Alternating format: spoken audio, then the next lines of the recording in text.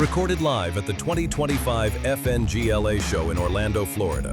Here's your host, Matthew McNulty from SiteOne. Hey guys, my name is Matthew over here with SiteOne Landscape Supply. We are here with Jordan at the FNGLA conference. Welcome to Confessions of the Craft. Let's go ahead and get stuck in. Pleasure. So Jordan, tell me a little bit about Everglades. So we're a local John Deere dealer. We've been in Florida with dealerships since 1963. We started out in Everglades. Okay. We've grown to 19 dealerships. We go all the way up to the Orlando area. Okay. All the way down to Homestead and Naples. So we have a very large footprint. Yeah. We do John Deere sales, parts, and service. We offer a ton of other lines. Steel is a big one, Honda, but a ton of different lines. We just picked up JLG. Okay. So we're forever growing. I like it. So 19 brick and mortar stores. You said Orlando?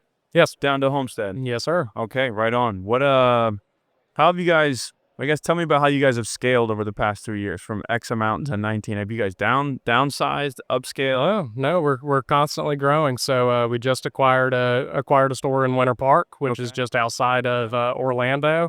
We've got St. Cloud as well. So we do have a pretty large offering in the Orlando areas and surrounding areas. Yeah. Over to Leesburg is going to be our further north store. Yeah. The store that I work for is Naples. We were the 11th location, and we have expanded since. But yeah, just over the years, just acquiring up other John Deere dealers. We've opened a couple of brand new ones and some blank market. So yeah, right on. We're growing.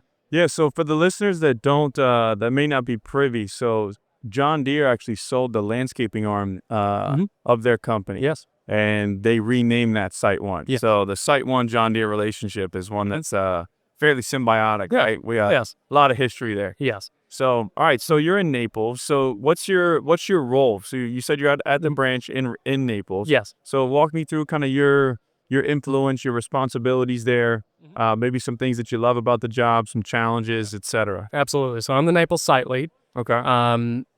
We have a regional manager that comes down and hangs out with me a couple days a week. Yeah. But really it's I am over all of sales throughout the store. So any new equipment, tractors, commercial mowing, mostly is what we do. A lot of hobby farms, a lot of subcompact tractors, and we do a ton of golf. Down in Naples. So it's really good industry to be in Naples and the green industry. It's been growing. Yes. It's been growing like wildfire the past couple of years. Yes.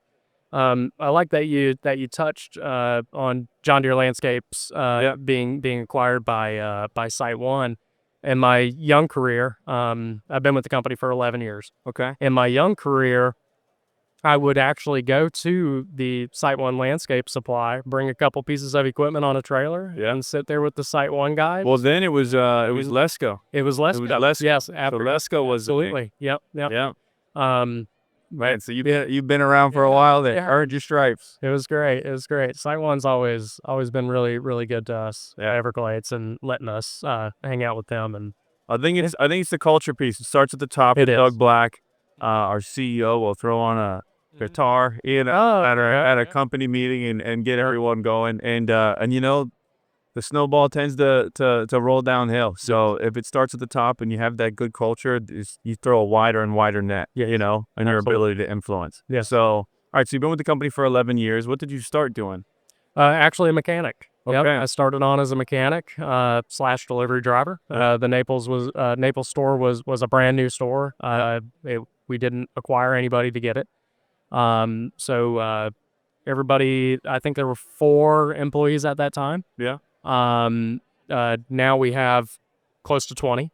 But at that time everybody kind of did everything. So went from that into sales, and then just slowly went up from there. Kept cruising throughout the years, keeping the relationships, absolutely taking care of people. Yes. So tell me about maybe general customer base question. Do you guys have a difference in service that you provide for maybe a one-time customer, or are you trying to turn that one-time customer into a repeat customer? kind of what does that look like, and how do you guys identify maybe an opportunity? Yes. So all of our customers are family, Yep. right? So it doesn't matter if you buy the smallest machine that we offer, and you're going to hold on to it for 10 years. Yeah. Or a customer that is constantly buying equipment, month after month or year after year. We treat them all the same. Everybody gets the same quality of service that we have to provide. That's a great answer. Yeah, absolutely. I mean, you don't treat one different than the other. Yeah. Right. Yeah. So our client base, we keep them all the same. We give them that white glove service. They know what to expect. Yes. Whatever branch they walk into. Absolutely. So tell me, if you guys had a motto or a mantra that's not on your website, maybe for your branch specific, right? In Naples, what would that be? A motto for my branch, just making landscapes great. Yeah. We make landscapes great. I like it. Or we help make landscapes great. Yeah. Absolutely. So you said the branch started off with 4 people. Yeah. And now you have about 20. Yeah. So how have you guys scaled up? How have you guys managed kind of the growth of that franchise? Yeah. So of course, so a big thing about my branch is it has no road frontage. We have no sign on the main road or anything. So you kind of have to know where we are. Doing that, it's a blessing and a curse. So we didn't grow very fast from people obviously seeing us, hey, John Deere's in town, let me swing in here. But on the other hand, the folks that did find us were very serious, about our product, wanting to purchase something. So did you guys pivot in regards to marketing? Sorry to interrupt you there.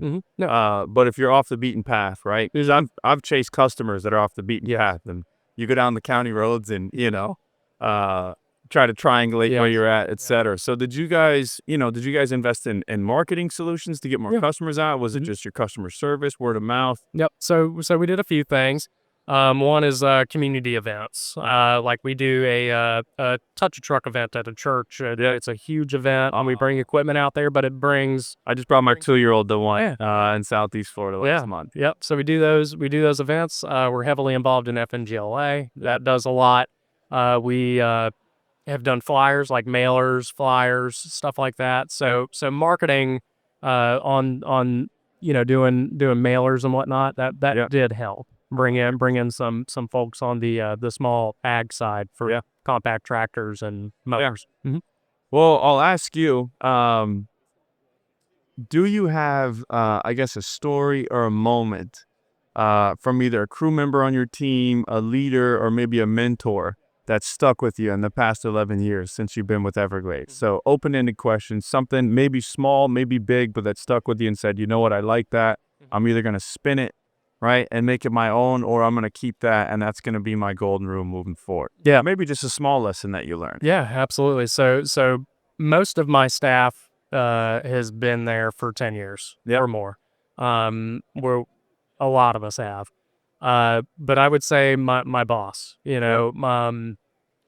what I like to say is, he grows you as a person, and he's taught me to grow other people as people. So develop.